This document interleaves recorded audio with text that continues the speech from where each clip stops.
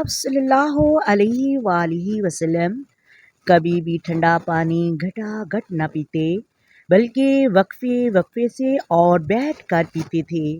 آپ صلی اللہ علیہ وآلہ وسلم کسی گلی سے گزرتے تو وہاں خوشبوئیں باقی رہ جاتی اور لوگ جان جاتے کہ یہاں سے نبی کریم صلی اللہ علیہ وآلہ وسلم گزرے ہیں۔ آپ صلی اللہ علیہ وآلہ وسلم ہر نماز سے پہلے سونے سے پہلے آپ مسواک ضرور کرتے تھے۔ نبی کریم صلی اللہ علیہ وآلہ وسلم کو سفر کے لیے گھوڑا پسند تھا۔ نبی کریم صلی اللہ علیہ وآلہ وسلم کو کپڑوں کے لیے سفید رنگ پسند تھا۔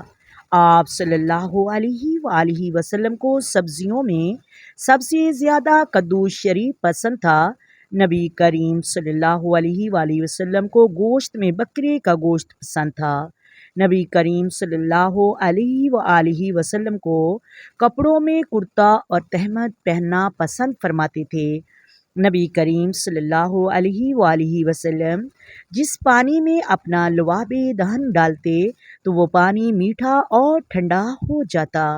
نبی کریم صلی اللہ علیہ وآلہ وسلم کو پہاڑوں اور درختوں سے سلام کی آوازیں آتی تھی۔